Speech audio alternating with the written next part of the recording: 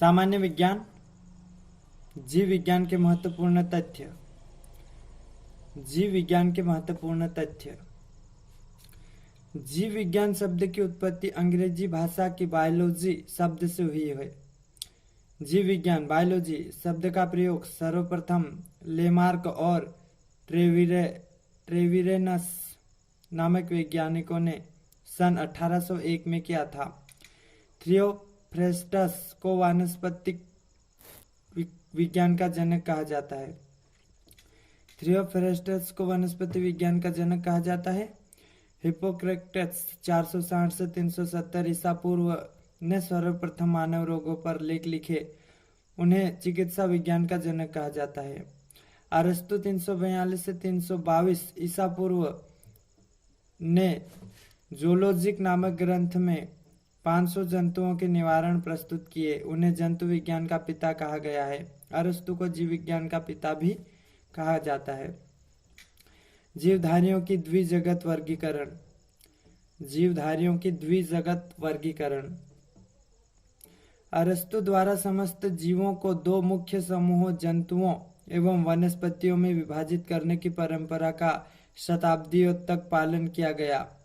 Linnaeus ने भी अपनी पुस्तक सिस्टेमा नेचर्स में संपूर्ण जीवधारियों को दो जगतों किंगडम्स, पादप जगत और जंतु जगत में विभाजित किया। जंतु जगत में उन जीवधारियों को सम्मिलित किया जाता रहा जिसमें सेलुलोस युक्त कोशिका भित्ति अनुपस्थित होती है, जो प्रचलन में समर्थ परंतु अपने भोजन के निर्माण में असमर्थ होते हैं। इसके विपरीत क्लोरीफिल युक्त अपने भोजन के संश्लेषण में समर्थ परंतु प्रचलन में असमर्थ जीव जंतु में सेलुलोस युक्त कोशिका भित्ति विद्यमान होती है। पादप जगत में सम्मिलित किए जाते रहे।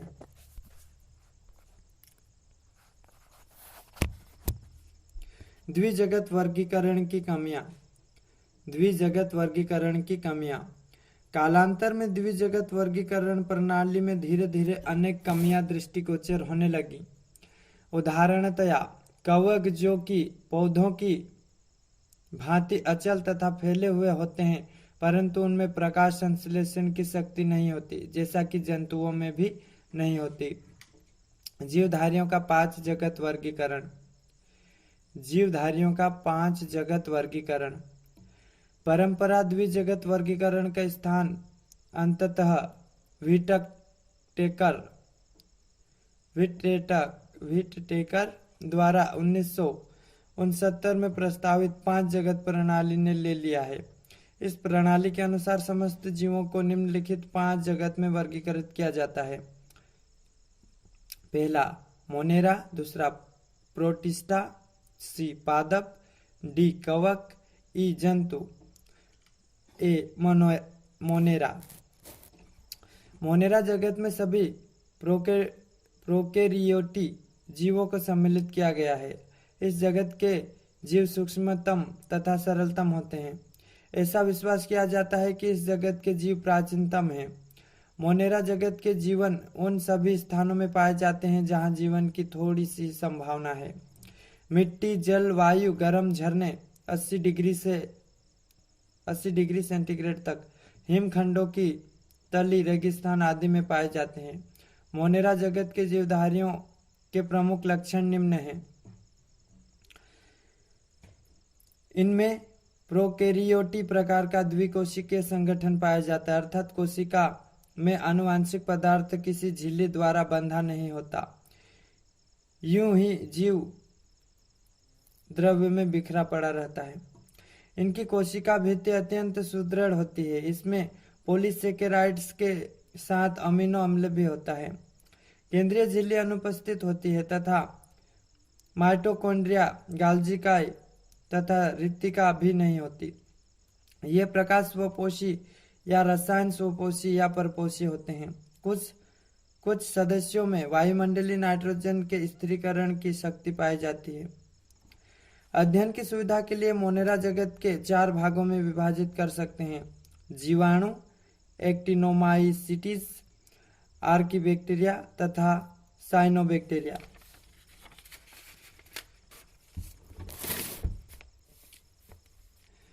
प्रोटोजोआ, प्रोटिस्टा या प्रोटोजोआ, प्रोटोजोयन, प्रोटिस्टा या प्रोटोजोआ।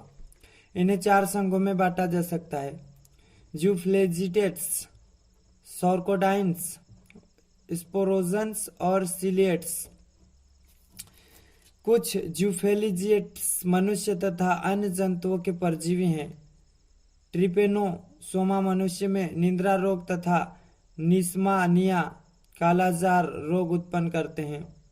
ये रोग क्रमशः सीसी मक्खी तथा सेंड मक्खी के काटने से फैलते हैं। अमीबा सार्कोडाइन्स संघ का सर्वश्रेष्ठ उदाहरण है। स्पोराजोन्स परजीवी प्रोटिस्टा है। परजीवी जीवन पद्धति के फलस्वरूप इनकी रचना अति सरल हो गई है। इनके जीवन चक्र में बीजाणु की उत्पत्ति होती है, यह इनका प्रमुख लक्षण है। प्लाज्मोडियम इस संघ का सर्वविदित उदाहरण है, जो कि मलेरिया रोग उत्पन्न करता है। मादा एनाफिलीज मच्छर के काटने से इसका संक्रमण होता है। प्लाज्मोडियम। पैरामीशियम सिलिएट्स का उत्कृष्ट उदाहरण है। ये एक कोशिकीय होते हैं। सिलिएटा प्रोटिस्टा बड़ी तेजी से गति करता है। पैरामीशियम में 2 मिलीमीटर प्रति सेकंड की गति देखी गई है। सी पादप, पादप या प्लेनेट। इस जगत में प्राय वे सभी रंगीन बहुकोशिकीय प्रकाश संश्लेषी उत्पादक जीव सम्मिलित किए जाते हैं जो थल जल जलाशयों के किनारे पर पाए जाते हैं। लाल भूरे तथा हरे शैवाल, मांस, फर्न तथा पुष्पीय अथवा अपुष्पीय बीजीय पौधे इसी जगत के अंग हैं। डी कवक या फंगी, कवक या फंगी। इस जगत में वे यूकेरियोटी तथा परपोषी जीवधारी सम्मिलित किए जाते हैं जिनमें अवशोषण द्वारा पोषण होता है। जंतु या एनिमल्स, जंतु। इस जगत में सभी बहुकोशीय जंतु समभोजी यूकेरियोटी उपभोक्ता जीव सम्मिलित किए जाते हैं। इनको मोटाजोआ भी कहते हैं। विविध प्रकार के जंतु जैसे स्पंज, हाइड्रा, जेलीफिश, कृमि, घोंगे, कीट, सितारा, मछली, मछलियां, उभयचरी, मेढक इत्यादि सरीसृप, पक्षी तथा स्तनधारी जीव इसी जगत के अंग हैं। जीवों के नामकरण की द्विनाम पद्धति। जीवों के नामकरण की द्विनाम पद्धति बायोनेम नोमेनिकल्चर। सन 1753 में केरोलस लिनियस नाम वैज्ञानिक, जिन्हें वर्गीकी का जन्मदाता भी कहा जाता है, ने इसे प्रचलित किया। इस पद्धति के अनुसार प्रत्येक जीवधारी का नाम लैटिन भाषा के 2 शब्दों से मिलकर बनता है। पहला शब्द वंश नाम तथा दूसरा शब्द जाति नाम कहलाता था। वंश तथा जाति नामों के बाद इस वर्गीकीविद वैज्ञानिक का नाम लिखा जाता है जिसने सबसे पहले उस जाति को खोजा या जिसने इस जाति को सबसे पहले वर्तमान नाम प्रदान किया। उदाहरण, इस पद्धति के अनुसार मानव का, हम लोगों का वैज्ञानिक नाम होमो सेपियंस लिन है। वास्तव में होमो उस वंश का नाम है जिसकी एक जाति सेपियंस है। लिन वास्तव में लीनियस शब्द का संक्षिप्त रूप है। इसका अर्थ यह है कि सबसे पहले लीनियस ने इस जाति को होमो सेपियंस नाम से पुकारा था। कोशिका विज्ञान जीवधारियों की रचनात्मक, कार्यात्मक तथा आनुवांशिक इकाइयों को कोशिका कहते हैं। संसार के सभी जीव छोटी छोटी कोशिकाओं से मिलकर बने होते हैं। कोशिका के अध्ययन को साइटोलॉजी कहते हैं। रॉबर्ट हुक ने 1665 ईस्वी में सर्वप्रथम कोशिका नाम दिया था। रॉबर्ट ब्राउन ने 1833 ईस्वी में 9 में केंद्रक की खोज की। वनस्पति शास्त्री स्लाइडेन तथा जंतु वैज्ञानिक स्वान ने 1832 ईस्वी में कोशिका को सिद्धांत दिया। मानव शरीर में लगभग 5000 अरब कोशिकाएं होती हैं। सामान्य कोशिका की माप 3 से 30 माइक्रोन एच होती है। जीव द्रव्य की खोज डुजार्किन ने की, जबकि उसका नामकरण पुरकिंजे ने 1338 ईस्वी में किया। जीव द्रव्य को अंग्रेजी में प्रोटोप्लाज्म के नाम से जाना जाता है। जीव द्रव्य में ही जीव की सारी क्रियाएं संपन्न होती है। जीव द्रव्य सिद्धांत या प्रोटोप्लाज्म थ्योरी शुल्ज ने 1861 में दिया। पर्णहरित नाम 1883 ईस्वी में स्पिम्पर ने दिया। वाल्डियर ने क्रोमोसोम नाम 1888 ईस्वी में दिया। फ्लेमिंग 1880 ईस्वी में क्रोमेटिन का पता लगाया और कोशिका विभाजन के बारे में बताया। राइबोसोम की खोज जी.ई. पेलन ने की। लाइसोसोम की खोज सी.डी. डुवे ने की। सेंट्रोसोम नाम टी. बोवेरी ने दिया। माइटोकॉन्ड्रिया की खोज सी. बेंडा ने की। जीव शब्द का प्रतिपादन W.L. जोहान्स ने किया। जीव द्रव्य को 2 भागों में बांटा गया है। कोशिका द्रव्य, यह कोशिका में केंद्रक तथा कोशिका झिल्ली के बीच रहता है। दूसरा केंद्रक द्रव्य, यह कोशिका केंद्रक के भीतर होता है। जीव द्रव्य में अकार्बनिक कार्बनिक यौगिकों का अनुपात 81:19 होता है। जीव द्रव्य में लगभग 80% भाग जल होता है। कोशिका 2 प्रकार की होती हैं, प्रोकैरियोटिक कोशिका और दूसरा यूकैरियोटिक कोशिका। प्रोकैरियोटिक कोशिका यह प्रिमिटिव कोशिका है जिसमें केंद्रक निश्चित नहीं होता तथा इसमें केंद्रक झिल्ली भी नहीं पाई जाती। इसमें केंद्रक का अभाव होता है, जैसे जीवाणु कोशिका तथा नील हरित शैवाल कोशिका आदि। यूकैरियोटिक कोशिका, विकसित कोशिका को ही यूकैरियोटिक कोशिका कहते हैं। इस प्रकार की कोशिका केंद्रक झिल्ली द्वारा घिरी होती है, जैसे सभी जीवित पदार्थों में पाए जाने वाले कोशिका, अपवाद जीवाणु तथा नील हरित शैवाल का। पादप कोशिकाओं की आकृतियां लंबी, गोलाकार, चपटी, आयताकार तथा बहुभुजी होती है। इनका आकार 1U से लेकर 1.5 मिलीमीटर तक होती है। केंद्रक की संख्या के आधार पर कोशिकाएं 3 प्रकार की होती हैं। पहला, एक केंद्रीय कोशिका जैसे अमीबा। दूसरा, द्विकोशिकीय कोशिका पैरामीशियम। तीसरा, बहुकेंद्रीय कोशिका जैसे ओपेलाइन। कोशिकाओं की संख्या के आधार पर जंतुओं को 2 भागों में बांटा गया है। पहला, एक कोशिकीय जंतु, प्रोटोजोआ संघ के सभी प्राणी जैसे अमीबा, प्रीटियस आदि। दूसरा, बहुकोशिकीय जंतु, एक कोशिकीय जंतु के अतिरिक्त सभी जंतु जैसे मेढक, बिल्ली आदि। मनुष्य के शरीर की सबसे बड़ी कोशिका न्यूरॉन है। मनुष्य के शरीर की सबसे बड़ी कोशिका न्यूरॉन है। मनुष्य के शरीर की सबसे छोटी कोशिका लाल रक्त कण आरबीसी है। एक वयस्क मनुष्य का शरीर 6×10³ प्रकार की कोशिकाओं से बना होता है। एक नवजात शिशु का शरीर 20,000 लाख प्रकार की कोशिकाओं से बना होता है। कोशिका की संरचना, स्ट्रक्चर ऑफ सेल्स। कोई भी जीव या तो एक कोशिकीय होता है अथवा बहुकोशिकीय। जीवों की कोशिकाओं की संख्या उनके आकार पर निर्भर करती है। कोशिका के मुख्य भागों का विवरण निम्नवत है। पहला, कोशिका भित्ति, सेल वेल। यह सेलुलोज का बना होता है। यह केवल पादप कोशिकाओं में पाया जाता है। यह कोशिका को निश्चित आकृति तथा आकार प्रदान करता है। दूसरा, कोशिका झिल्ली, सेल मेम्ब्रेन।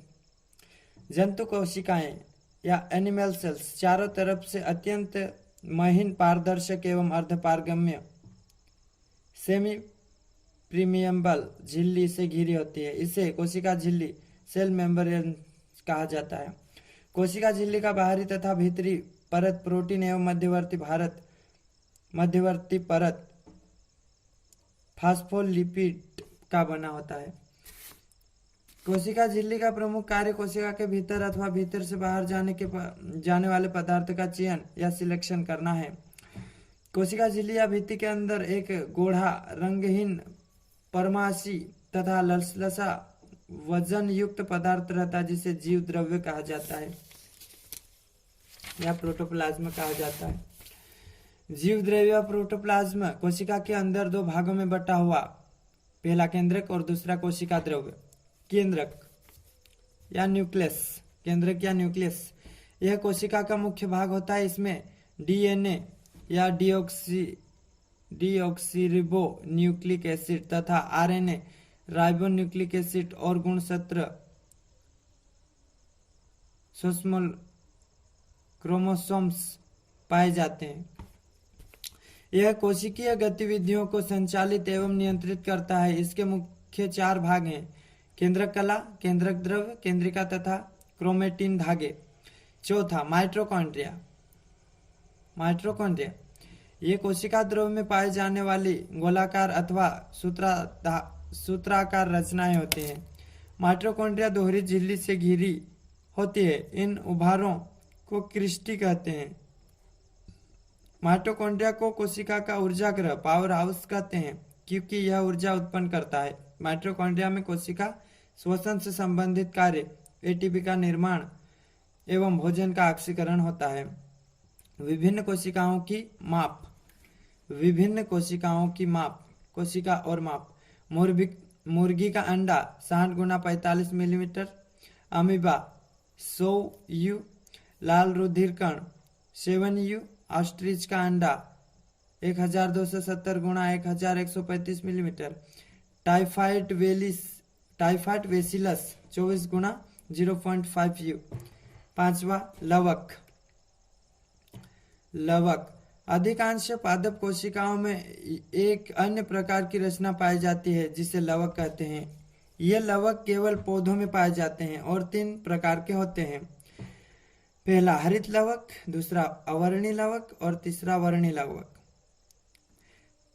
हरित लवक ये हरे रंग के होते हैं क्योंकि इनके अंदर हरे रंग का पदार्थ पर्णरहित होता है। इसी कारण पौधों के कुछ भाग तथा पत्तियां हरी दिखाई पड़ती हैं। बी, अवर्णी लवक। ये रंगहीन लवक होते हैं और पौधे के उन भागों की कोशिकाओं में पाए जाते हैं जो प्रकाश से वंचित रहते हैं, जैसे कि जड़ों में, भूमिगत तनों में ये स्टार्च के रूप में भोजन करते हैं। सी, वर्णी लवक। ये रंगहीन लवक होते हैं जो प्राय लाल, पीले, नारंगी रंग के होते हैं। ये पौधों के रंगीन भागों जैसे पुष्पों की पंखुड़ियों तथा फलों की भित्ति में पाए जाते हैं। 6वां, गोल्जिकाई। इसे डिक्टियोसोम भी कहते हैं। इसका मुख्य कार्य कोशिका भित्ति और सेल प्लेट का निर्माण करना है। इसमें वसा तथा प्रोटीन अधिक होते हैं, लेकिन राइबोसोम का अभाव होता है। 7वां, लाइसोसोम। यह सूक्ष्म व गोल एक हरी झिल्ली से घिरी थैली जैसी रचनाएं होती है। इसके अंदर विकार पाए जाते हैं। विकार जीवधारियों में पाए जाने वाले विशेष उत्प्रेरक होते हैं जो जैविक क्रियाओं की गति बढ़ाते हैं। लाइसोसोम में पाए जाने वाले विकर विघटनकारी होते हैं और विभिन्न पदार्थ का पाचन करते हैं।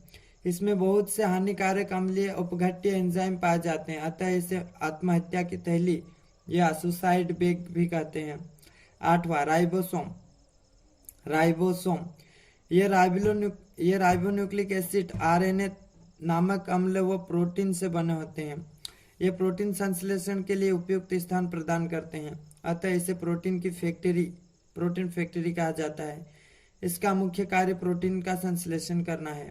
9वां है तारकाय या सेंट्रोसोम। तारककाय। यह अधिकतर जंतु कोशिकाओं में पाए जाते हैं। ये केंद्रक के समीप पाई जाने वाली वस्तुएं हैं जो 2 बेलनाकार रचनाओं से निर्मित होती है, जिन्हें तारक केंद्र या सेंट्रियल कहते हैं। प्रत्येक तारक केंद्र एक महीन स्वच्छ आवसन सेंट्रोस्फीयर से लिपटा रहता है। सेंट्रोसोम का मुख्य कार्य कोशिका विभाजन के समय तुर्क तंतु बनना है। प्रोकैरियोटिक कोशिकाओं में सेंट्रोसोम का अभाव होता है। 10वां, स्फीरिसोम। इसकी खोज पर्नर नामक वैज्ञानिक ने की थी। इसमें फास्फोटेज, एस्टरेज तथा राइबोन्यूक्लिक के एंजाइम पाए जाते हैं। स्फीरोसोम का मुख्य कार्य वसा संश्लेषित करना है। 11वां क्रोमोसोम अथवा गुणसूत्र। क्रोमोसोम अथवा गुणसूत्र। गुणसूत्र को आनुवंशिकी वाहक हेरिडेटरी व्हीकल्स कहते हैं। जीन भी क्रोमोसोम का एक भाग है। प्रत्येक गुणसूत्र में जेली के समान एक गाढ़ा भाग होता है जिसे मैट्रिक्स कहते हैं। इसे जीन की आनुवंशिक लक्षणों का वाहक कहा जाता है। यह गुणसूत्र पर स्थित थे। कुछ जीवों में गुणसूत्रों की संख्या मेंढक 16 2 × 8, बंदर 42 2 × 21, मनुष्य 46 2 × 23, चिंपैंजी 48 2 × 24, कुत्ता 78 2 × 39, मटर 14 2 × 7, प्याज 32 2 × 16। 12वां माइक्रोबोडिस। यह एक स्तरीय होता है। इसकी उत्पत्ति संभवतः एक द्रव्य जालिका से होती है। यह 2 प्रकार का होता है, पेराक्सीसोम और ग्लाइसिक्सीसोम। 13वां अंतःप्रद्रव्य जालिका, इटोप्लाज्मिक रेटिकल्म। अंतःप्रद्रव्य जालिका यह कोशिका द्रव तथा केंद्रक में भरे द्रव केंद्रक में जाल के समान फैली होती है। यह जाल परस्पर समांतर ढंग से लगी चपटी नालिकाओं से बना होता है। इसका मुख्य कार्य वसाओं तथा प्रोटीनों का संश्लेषण करना है, जो विभिन्न झिल्लियों जैसे मेढक झिल्ली, कोशिका झिल्ली आदि का निर्माण करते हैं। कोशिका विभाजन। कोशिका के विभाजन होने की क्रिया को कोशिका विभाजन कहते हैं। कोशिका विभाजन मुख्य रूप से 3 प्रकार से होता है, असूत्री विभाजन, सूत्री विभाजन और अर्धसूत्री विभाजन। असूत्री विभाजन एमिटोसिस। यह विकसित कोशिकाओं जैसे नीलहरित शैवाल, जीवाणु, यीस्ट, अमीबा तथा अन्य प्रोटोजोआ आदि में होता है। सूत्री विभाजन। माइटोसिस शब्द का प्रयोग सर्वप्रथम फ्लेमिंग ने 1882 ईस्वी में किया था। यह विभाजन कायिक कोशिकाओं में होता है। इस प्रकार के विभाजन को मात्र कोशिका विभाजित होकर 2 समान नई संतति कोशिका ये बनाती हैं। अर्धसूत्री विभाजन। यह विभाजन केवल लिंगी जनन करने वाले जीवों में होता है, सेक्सुअल रिप्रोडक्शन। इसमें क्रोमोसोम द्विगुणित डिप्लॉइड बराबर 2n से विभाजित होकर प्रोडिक्लिक डिवीजन भी कहते हैं। यह विभाजन परागकणों बीजांड या बीजाणु धानी में होता है। कार्बोहाइड्रेट प्रकाश संश्लेषण से उत्पन्न ऊर्जा मुख्य स्रोत है। सेलुलोज कोशिका भित्ति में पाया जाता है। ग्लाइकोजन का अघुलनशील कार्बोहाइड्रेट है। लैक्टस श्वेत पीले या भूरे रंग का दूध जैसा तरल पदार्थ है। रेजिन्स सुगंधित तेल के ऑक्सीकरण से बनते हैं, जैसे हींग। हरित लवक में 40 से 60 ग्रेनम पाए जाते हैं। कोशिका के अंदर पाई जाने वाली रचनाओं को अंगक कहते हैं। केंद्रक में स्थित धागे सदृश रचना को गुणसूत्र कहते हैं। गुणसूत्र जीनों का वहन करता है। जीन गुणसूत्र पर स्थित होती है। गुणसूत्रों की खोज 1888 ईस्वी में वाल्डेयर द्वारा की गई। कोशिका में आनुवांशिक क्रियाओं की संरचना करने वाले अम्ल पाए जाते हैं। ये 2 प्रकार के होते हैं, डीएनए एवं आरएनए। डीएनए की अधिकांश मात्रा केंद्रक में होती है, परंतु कुछ डीएनए माइटोकॉन्ड्रिया एवं हरित लवक में भी प्राप्त होती हैं। क्रोमोसोम में विद्यमान जीव वास्तव में डीएनए के छोटे छोटे कण हैं। डीएनए एक आनुवंशिक पदार्थ है जो आनुवंशिक सूचनाओं को एक पीढ़ी से दूसरी पीढ़ी पारगत करता है। चूंकि डीएनए एवं आरएनए नाभिक में मुख्य रूप से पाए जाते हैं, अतः इन्हें नाभिकीय अम्ल या न्यूक्लिक एसिड कहा जाता है। डीएनए एक प्रकार की पॉलीन्यूक्लियोटाइड श्रृंखला है। डीएनए में डी ऑक्सीराइबोसोम शर्करा C5H10 पाई जाती है। डीएनए में 4 प्रकार के क्षार बेस मौजूद होते हैं: एडिनिन, गुआनिन, थाइमिन एवं साइटोसिन। डीएनए में एडिनिन स्वयं थाइमिन से 2 बंधों द्वारा तथा गुआनिन सदा साइटोसिन से 3 बंधों द्वारा जुड़ते हैं। A बराबर T, G बराबर C। वाटसन एवं क्रिक द्वारा 1953 ईस्वी में डीएनए का डबल हेक्सो मॉडल द्विकुंडलित सीढ़ीदार संरचना प्रतिपादित किया गया। इसके लिए उन्हें 1962 ईस्वी में नोबेल पुरस्कार प्रदान किया गया। आनुवांशिक क्रियाओं के साथ साथ प्रोटीन संश्लेषण पर नियंत्रण रखना डीएनए का मुख्य कार्य है। डीएनए से ही राइबोन्यूक्लिक एसिड आरएनए का संश्लेषण होता है। डीएनए से आरएनए संश्लेषण की क्रिया में डीएनए की एक श्रृंखला पर आरएनए का न्यूक्लियोटाइड आकर जुड़ता है। आरएनए केंद्रक के अंदर न्यूक्लियस के अलावा राइबोसोम एवं एंडोप्लाज्मिक रेटिकुलम ईआर का द्वारा छोड़े गए कोशिका द्रव्य में भी पाया जाता है। आरएनए में डीऑक्सीराइबोशर्करा की जगह राइबोशर्करा पाया जाता है। आरएनए 3 प्रकार के होते हैं: आरएनए, एचटी आरएनए एवं mRNA. RNA ribosome RNA ribosome पर लगे होते हैं तथा प्रोटीन संश्लेषण में सहायता करते हैं। आरएनए ट्रांसफर आरएनए प्रोटीन संश्लेषण में विभिन्न प्रकार के अमीबा एसिड्स को राइबोसोम पर स्थानांतरित करते हैं जहां प्रोटीन का संश्लेषण होता है। एमआरएनए मैसेंजर आरएनए केंद्रक के बाहर आदेश लेकर विभिन्न अमीनो एसिड्स का चुनाव करते हैं। आरएनए हेटेरोजेनस आरएनए सिर्फ यूकेरियोटिक कोशिका में पाया जाता है। डीएनए एवं आरएनए में अंतर: डीएनए में डीऑक्सीराइबोसोम शर्करा होती है, आरएनए में शर्करा राइबोसोम होती है। डीएनए मुख्यतः केंद्रक में पाया जाता है। आरएनए यह केंद्रक एवं कोशिका द्रव दोनों में पाया जाता है। DNA base adenine, guanine, thymine एवं होते हैं। आरएनए इसमें बेस थाइमिन की जगह यूरिलिस साइटोसिस आ जाता है। आनुवांशिकी या जेनेटिक्स। आनुवांशिकी या जेनेटिक्स प्रत्येक जीव में प्रजनन के द्वारा संतान उत्पत्ति की अद्भुत क्षमता होती है। संतान में अपने माता पिता के लक्षणों में बहुत कुछ समानता होते हुए भी विभिन्नता पाई जाती है। कुछ लक्षण तो माता पिता में संतान में पीढ़ी दर पीढ़ी पहुंचते रहते हैं, जिसे आनुवांशिक लक्षण कहा जाता है। वंशागत लक्षणों का अध्ययन आनुवांशिकता कहलाता है।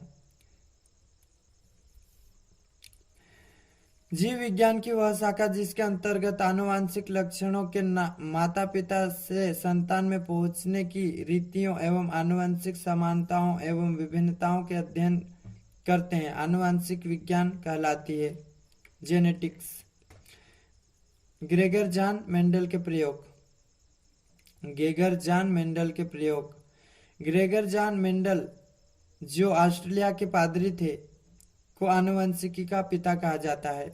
उन्होंने मटर के पौधे पर अनेक प्रयोग किए और उनके आधार पर कुछ निष्कर्षों को प्रतिपादित किया, जिसकी रिपोर्ट 1866 में प्रकाशित की गई। अपने प्रयोगों के आधार पर मेंडल निम्नलिखित निष्कर्षों पर पहुंचा। पहला, आनुवांशिक लक्षणों को पीढ़ी दर पीढ़ी ले जाने वाले लक्षण को कारक या फैक्टर्स कहा जो अब जीन के नाम से जाना जाता है। दूसरा, संकर संतान में यह कारक अपरिवर्तनशील होता है, फलस्वरूप अगली पीढ़ी में वह लक्षण पूर्ववत प्रकट होते हैं। मेंडल ने कुछ प्रयोगों में दो विपरीत लक्षणों को एक साथ लेकर प्रयोग किए, जैसे पीले और चिकने मटर के बीज तथा हरे और झुर्रीदार बीज। इस प्रकार जब दो लक्षणों को अध्ययन में रखकर परीक्षण किया है तो ऐसे क्रॉस को द्विसंक क्रॉस या डायब्रिड क्रॉस कहते हैं। मेंडल ने अपने प्रयासों के आधार पर जो निष्कर्ष निकाला उसे मेंडल के नियम के नाम से जाना जाता है। मेंडल ने 3 नियमों का प्रतिपादन किया जो निम्नलिखित हैं। पहला, मेंडल का प्रभावित का नियम, लॉ ऑफ डिमांड्स। इसके अंतर्गत उन्होंने एक जोड़े के विपरीत लक्षणों को ध्यान में रखकर क्रॉस कराया तो पहली पीढ़ी में उपस्थित होने वाला लक्षण प्रभावी रहा। उदाहरण स्वरूप, जब मटर के लाल पुष्प वाले पौधे से सफेद पुष्प वाले पौधे का क्रॉस कराया गया तो पहली पीढ़ी में केवल लाल पुष्प वाले पौधे ही होंगे। इसके नियमानुसार लाल रंग प्रभावी एवं सफेद रंग अप्रभावी हुआ। दूसरा, मेंडल का पृथक्करण का नियम। इसमें 2 विपरीत लक्षणों को क्रॉस कराया जाता है तो F1 पीढ़ी में दोनों लक्षण उपस्थित होते हैं, लेकिन F2 पीढ़ी में दोनों लक्षण पृथक हो जाते हैं। जैसे जब मटर के लाल पुष्प वाले पौधे का सफेद पुष्प वाले पौधे से क्रॉस कराया जाता है तो F1 पीढ़ी में केवल लाल पुष्प वाले पौधे ही उगते हैं, लेकिन पुनः जब इसी पीढ़ी के पुष्पों में स्वपरागण कराया जाता है तो F2 पीढ़ी के पौधे दोनों प्रकार के होते हैं। यहाँ लाल पुष्प वाले तथा सफेद पुष्प वाले पौधों में 3:1 का अनुपात पाया जाता है। तीसरा, स्वतंत्र पृथक्करण का सिद्धांत। इसमें 2 विपरीत लक्षणों को ध्यान में रखकर पर परागण कराया जाता है जिसे द्विश प्रसंस्करण कहा जाता है। इसके अनुसार जब 2 स्वतंत्र विपरीत लक्षणों वाले पौधे पर परागण कराया जाता है तो F1 पीढ़ी में वे प्रभावी लक्षणों का प्रदर्शन करते हैं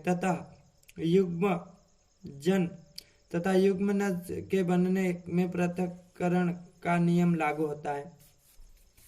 जैसे मेंडल ने मटर के बीजों के रंग तथा आकार के लक्षणों के आधार पर परागण कराया तो उन्हें निम्नलिखित बातें देखने को मिली।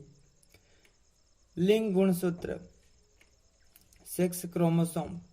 लिंग गुणसूत्र, मानव जाति में पुरुषों के 46 गुणसूत्र अर्थात 23 जोड़ियों में से केवल 22 जोड़ियों के गुणसूत्र समजात होते हैं। इन्हें ऑटोसोम्स कहा जाता है। पुरुष में 23वीं जोड़ी अर्थात 2 गुणसूत्र असमान होते हैं। ये हेट्रोसोम्स या एलोसोम्स कहलाते हैं। स्त्रियों के विपरीत पुरुषों में 23वीं जोड़ी के गुणसूत्र को XY रूप में दर्शाते हैं, जबकि स्त्रियों में इस गुणसूत्र को XX रूप में दर्शाते हैं।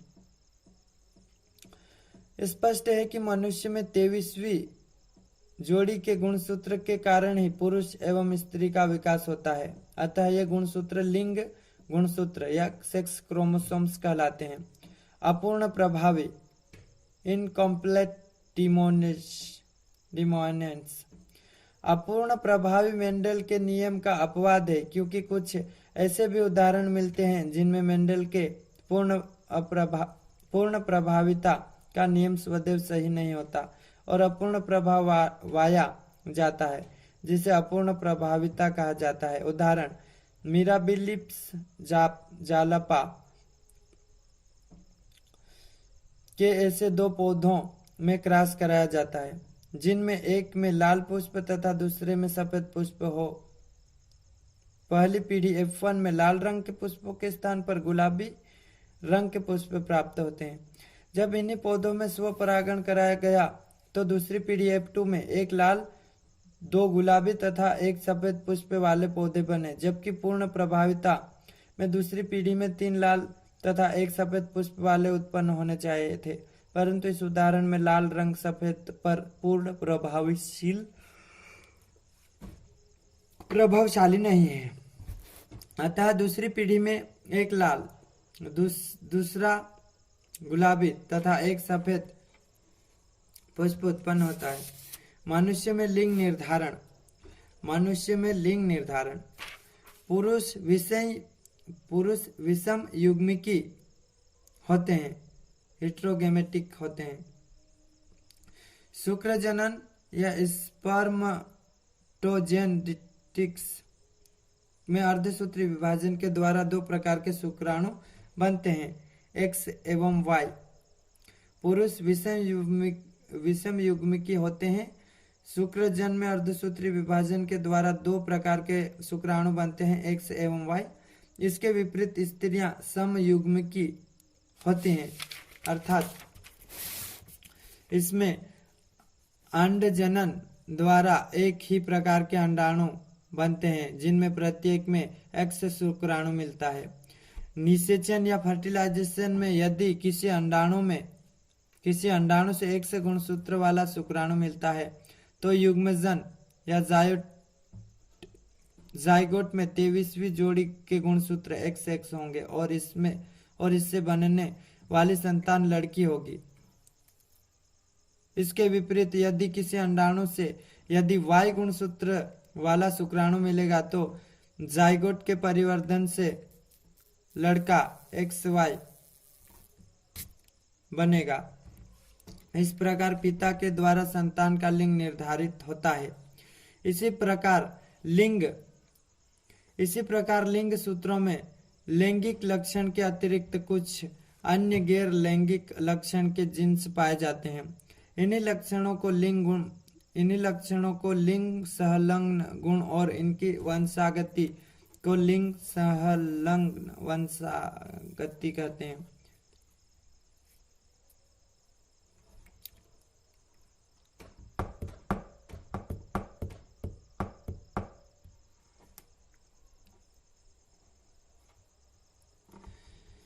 जैव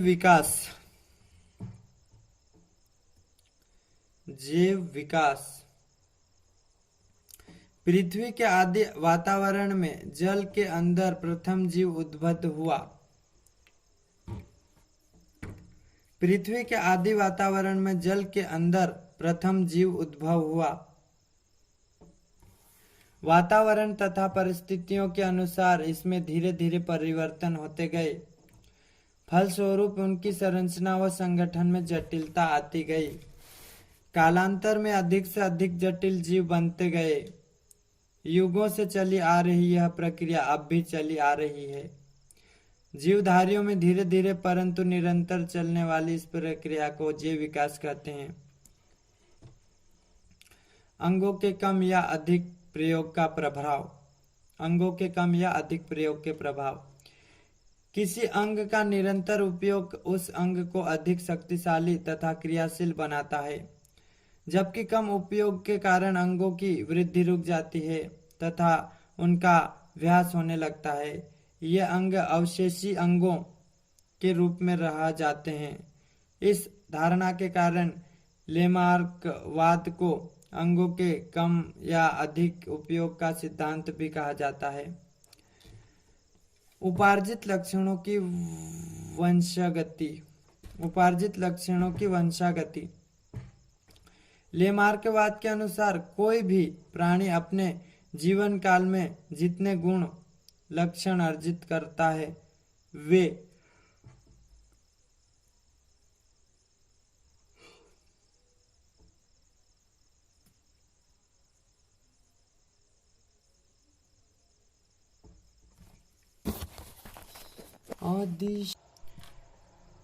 सभी उसकी आने वाली पीढ़ी में वंशागत हो जाते हैं। ऐसे लक्षणों को उपार्जित लक्षण तथा इनके संतान में पहुंचने की क्रिया या उपार्जित लक्षणों में वंशागति कहलाते हैं। डार्विनवाद। चार्ल्स डार्विन के जैव विकास के संबंध में विचार विस्तार पूर्वक उसकी पुस्तक origin of species by natural selection, प्राकृतिक चयन द्वारा जातियों का विकास, में सन 1859 में प्रकाशित हुए। लेमार्कवाद के मुख्य बिंदु। डार्विन के मुख्य बिंदु इस प्रकार हैं। पहला, जीवों में संतान उत्पत्ति की प्रचुर क्षमता। प्रत्येक जीव जाति में संतान उत्पत्ति की प्रचुर क्षमता होती है। उदाहरण के लिए फल मक्खी ड्रोसोफिला एक बार में 200 अंडे देती है, जिनसे 10 से 14 दिन में मक्खियां बन जाती हैं। यदि सभी अंडों से उत्पन्न मक्खियां जीवित रहे और जनन करे तो 40 से 45 दिनों में इनकी संख्या लगभग 2 करोड़ हो जाएगी। दूसरा, जीवन संघर्ष। संतान उत्पत्ति की प्रचुर क्षमता के बावजूद पक्ति में प्रत्येक जाति के जीवधारियों की संख्या लगभग स्थिर रहती है। इसका कारण यह है कि जीवधारियों को अपने अस्तित्व को बनाए रखने, वृद्धि करने व जनन करने के लिए भोजन, प्रकाश, वसा स्थान, जनन के लिए साथी आदि की आवश्यकता होती है, परंतु ये सब प्रकृति में सीमित हैं। अतः जीवधारियों को पैदा होते ही इनके लिए संघर्ष करना पड़ता है। यह संघर्ष 3 प्रकार का हो सकता है: सजातीय संघर्ष, अंतरजातीय संघर्ष और वातावरणीय संघर्ष। विभिन्नताएं एवं उनकी वंशागति। विभिन्नताएं एवं उनकी वंशागति। संसार के सभी जीवधारियों में विभिन्नताएं पाई जाती हैं। एक ही माता पिता को संतानों में भी बिल्कुल एक जैसी नहीं होती। विभिन्नताएं केवल रंग रूप में नहीं बल्कि विभिन्न लक्षणों के लिए हो सकती है, जैसे कि दौड़ने की शक्ति, रोगों से लड़ने की शक्ति, कार्य करने की क्षमता आदि। जो भिन्नताएं किसी जीवधारी का अस्तित्व बनाए रखने में सहयोगी होती है, वे लाभदायक विभिन्नताएं अगली पीढ़ियों में पहुंचती हैं। चौथा, योग्यतम की उत्तरजीविता अथवा प्राकृतिक वर्ण। जीवन संघर्ष में वही जीवधारी सफल होते हैं जिनमें परिस्थितियों के अनुकूल विभिन्नताएं होती हैं। ये पनपते हैं और जनन करके जनसंख्या में वृद्धि करते हैं। अधिक से अधिक अनुकूल लक्षणों वाले जीवधारियों या योग्यतम का एक प्रकार से प्रकृति द्वारा वर्ण होता है। इसी को योग्यता की उत्तरजीवी या प्राकृतिक वर्ण कहते हैं। 5वां, नई जातियों की उत्पत्ति। वातावरण या परिस्थितियां निरंतर बदलती रहती है, फलस्वरूप निरंतर नए लक्षणों का प्राकृतिक वर्ण होता रहता है। उपयोगी विभिन्नताएं पीढ़ी दर पीढ़ी इकट्ठी होती रहती हैं और कई समय बाद सैकड़ों हजार वर्षों बाद उत्पन्न जीवधारियों के लक्षण मूल जीवधारी से इतने भिन्न हो जाते हैं कि एक नई जाति बन जाती है। सी, उत्परिवर्तनवाद। Mention theory. सी, उत्परिवर्तनवाद। ह्यूगो डी ब्रिज नामक वैज्ञानिक ने सन 1901 में यह सिद्धांत दिया। उनके अनुसार नई जाति की उत्पत्ति अचानक एक ही बार में होने वाली स्पष्ट एवं स्थायी वंशागत बड़ी विभिन्नताओं उत्परिवर्तनों के कारण होती है। उत्परिवर्तन का सिद्धांत। जैव विकास की प्रक्रिया को समझने के लिए जो सिद्धांत प्रस्तावित किए गए उनमें उत्परिवर्तनवाद का अपना एक विशिष्ट महत्व है। इस सिद्धांत के प्रमुख बिंदु इस प्रकार हैं। पहला, नई जीवन जातियों की उत्पत्ति एक ही बार में स्पष्ट एवं स्थायी वंशागत आकस्मिक उत्परिवर्तनों के परिणाम स्वरूप होती है, न कि छोटी छोटी व अस्थिर विभिन्नताओं में प्राकृतिक चयन द्वारा पीढ़ी दर पीढ़ी संचय व क्रमिक विकास के फलस्वरूप।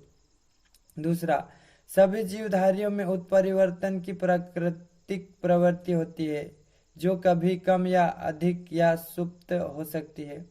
तीसरा, जाति का पहला सचय जिसमें परिवर्तित लक्षण दिखाई पड़ता है उत्परिवर्तन कहलाता है। चौथा, उत्परिवर्तन अनिश्चित होते हैं। ये किसी एक अंग विशेष में अथवा अनेक अंगों में एक साथ उत्पन्न हो सकते हैं। परिणाम स्वरूप अंग अचानक लुप्त हो सकते हैं या अधिक विकसित हो सकते हैं।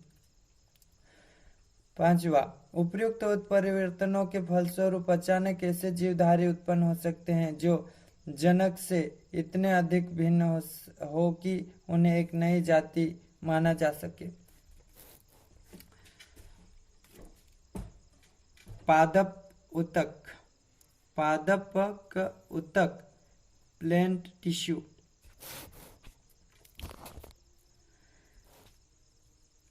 पादप ऊतक अन्य बहुकोशिकीय जीवधारियों की भांति बहुकोशिकीय पौधों में भी समान संरचना व समान कार्यों वाली कोशिकाएं एकत्रित होकर उत्तक पादक दो प्रकार के होते हैं का निर्माण करती। उत्तक पादक दो प्रकार के होते हैं, विभाज्य उत्तक तथा स्थायी उत्तक।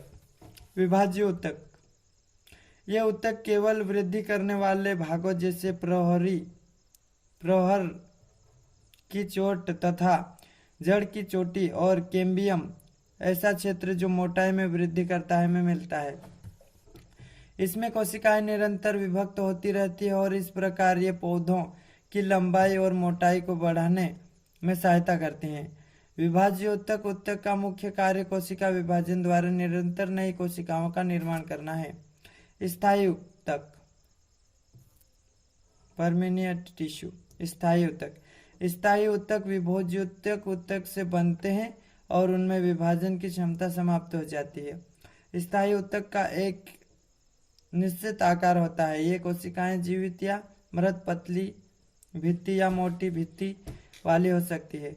स्थायी उत्तक पुनः निम्न प्रकार से विभाजित किया जा सकता है। स्थायी उत्तक, सरल उत्तक और जटिल उत्तक। पहला मृदु उत्तक, दूसरा जाइलम, बी फ्लोएम, बी स्थूल कोण तथा सी दृढ़ोत्तक। सरल उत्तक, सिंपल टिश्यू में मृदु उत्तक। यह पौधों के विभिन्न भागों जैसे जड़, तना, पत्ती, फल, फूल आदि प्रमुखतया से पाया जाता है। इसके प्रमुख कार्य हैं भोजन का संचय करना, दृढ़ता प्रदान करना। ये रेजिन, टेनिन तथा गोंद कण को संचित करते हैं। भोजन बनाना या पेरेनकाइमा उत्तक में जब क्लोरोफिल उपस्थित होता है तो उसे क्लोरेनकाइमा कहते हैं और ये कोशिकाएं भोजन बनाती हैं। अगला स्थूल कोण उत्तक। स्थूल कोण उत्तक, पौधे प्रत्येक भाग में सबसे बाहरी परत एपिडर्मिस होती है। एपिडर्मिस के ठीक नीचे कोलेनकाइमा होता है। यह पेरेनकाइमा की तरह जीवित कोशिकाओं का बना होता है। इसके प्रमुख कार्य हैं पौधों में लचीलापन तथा दृढ़ता प्रदान करना। दूसरा, जब कोलेनकाइमा में हरे वर्णक होते हैं तब ये शर्करा और मंड का निर्माण करता है। अगला है दृढ़ोत्तक। दृढ़ोत्तक, इसकी कोशिकाएं एक दूसरे से सटी होती है, इस कारण इनके बीच में अंतरकोशिकीय स्थान नहीं होते। इनका प्रमुख कार्य पौधों में दृढ़ता प्रदान करना होता है। यह उत्तक पौधों के विभिन्न भागों में पाए जाते हैं। पादप के बाह्य भागों में ये उत्तक रक्षीय उत्तकों के रूपांतरित हो जाते हैं। जटिल उत्तक, कॉम्प्लेक्स टिश्यू। जटिल उत्तक, जटिल उत्तक एक से अधिक प्रकार की कोशिकाओं से मिलकर बने होते हैं और ये सभी एक इकाई के रूप में कार्य करते हैं। जटिल उत्तक जल, खनिज, लवण पौधे द्वारा बनाए गए भोजन को पौधे के अन्य भागों में पहुंचाते हैं। जटिल उत्तक दो प्रकार के होते हैं, जाइलम तथा फ्लोएम। इन्हें संवहन उत्तक भी कहते हैं और ये मिलकर संवहन बंडल बनाते हैं। जाइलम उत्तक, यह एक संवहन उत्तक है। यह 4 प्रकार की कोशिकाओं से मिलकर बनता है। ये हैं टेट्रिक्स वाहिक वेसल्स, जाइलम पेरेनकाइमा तथा जाइलम स्क्लेरेनकाइमा। इनमें वाहिकाएं सबसे महत्वपूर्ण है। ये पानी तथा खनिज लवण को जड़ से पौधे के अन्य भागों तक पहुंचाती है। ये पौधों को दृढ़ता भी प्रदान करते हैं। फ्लोएम उत्तक, यह एक जीवित संवाहक उत्तक है। यह 4 प्रकार की कोशिकाओं से चालनी नलिका, सखी कोशिका और फ्लोएम पेरेनकाइमा तथा फ्लोएम रेशे से मिलकर बना होता है। भोजन, चालनी नलिकाओं में छिद्रित भित्ति होती है जो पत्तियों से भोजन को पौधों के विभिन्न भागों तक पहुंचाती है। प्रकाश संश्लेषण या फोटोसाइंथिसिस। प्रकाश संश्लेषण या फोटोसाइंथिसिस सभी जीवों को अपने जीवन की विधि क्रियाओं के लिए ऊर्जा की आवश्यकता होती है और जीवों को यह ऊर्जा अनेक भोज्य पदार्थों के ऑक्सीकरण के फलस्वरूप प्राप्त होती है। प्रकाश संश्लेषण सिर्फ हरे पौधे एवं कुछ जीवधारियों में जटिल होने वाली वह क्रिया है जिसमें पौधे के हरे भाग सौर ऊर्जा को ग्रहण कर वायुमंडल से ली गई कार्बन डाइऑक्साइड तथा भूमि से अवशोषित जल H2O द्वारा कार्बोहाइड्रेट का निर्माण करते हैं। इस प्रक्रिया में ऑक्सीजन एवं जल अप्रधान संरचना बाय प्रोडक्ट के रूप में निष्कासित होते हैं। यह क्रिया पर्णहरिम की उपस्थिति में संपन्न होती है। 6CO2 प्लस 12H2O बराबर 6CH12O 6 plus 6O2 plus 6H2O। प्रकाश संश्लेषी रंग फोटोसाइंथेसिस पिगमेंट। प्रकाश संश्लेषी रंग क्लोरोफिल हरे रंग का होता है जो हरित लवक में पाया जाता है। क्लोरोफिल या पर्णहरिम सूर्य के प्रकाश से ऊर्जा ग्रहण कर उसे रासायनिक ऊर्जा में परिवर्तन कर देता है। पर्णहरिम निम्नलिखित प्रकार के होते हैं। पर्णहरिम ए C55H72 C55H72O5N4 Mg 75%। इसमें मिथाइल CH3 समूह पाया जाता है।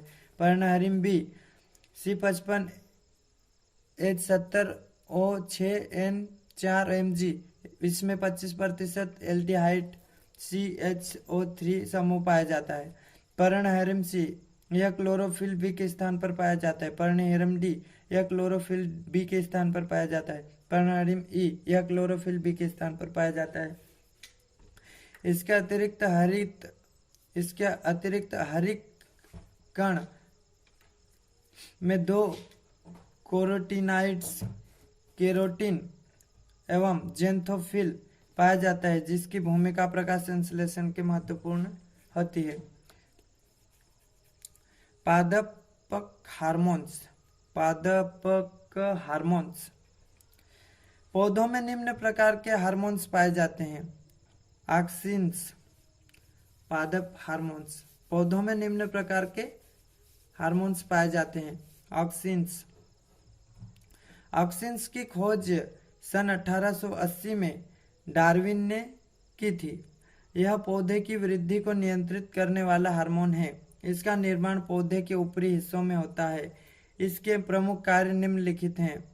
इसके कारण पौधे में शीर्ष की प्रमुखता हो जाती है और पार्श्विक अक्षीय कलिकाओं की वृद्धि रुक जाती है। यह पत्तियों का विलयन रोकता है। यह खरपतवार को नष्ट कर देता है। इसके द्वारा अनिषेक फल प्राप्त किए जाते हैं। यह फसलों को गिरने से बचाता है।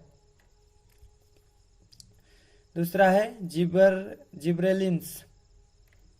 इसकी खोज जापानी वैज्ञानिक कुसोसावा ने 1926 में की।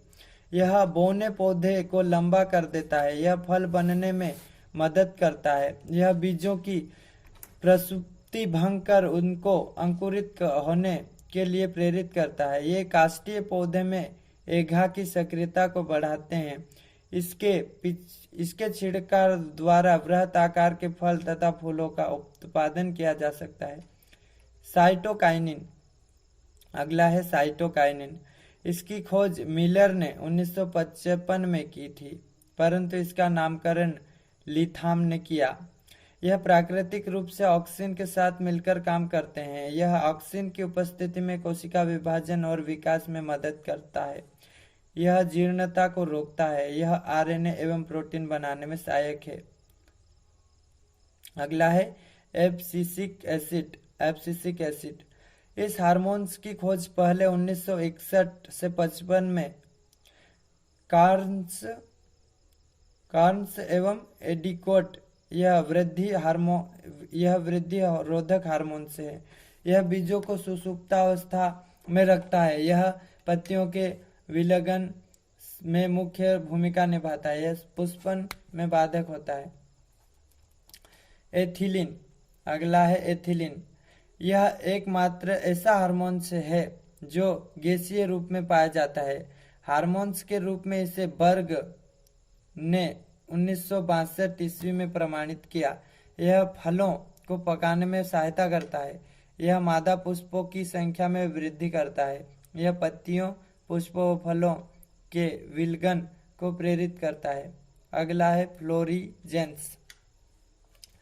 फ्लोरीजेंस ये पत्ती में बनते हैं लेकिन फूलों के खिलने में मदद करते हैं, इसलिए इन्हें फूल खिलाने वाले हार्मोन्स भी कहते हैं। अगला है ट्राउमेटिल। ट्राउमेटिल यह एक प्रकार का डाइकार्बोक्सिलिक अम्ल है। इसका निर्माण घायल कोशिका में होता है, जिससे पौधों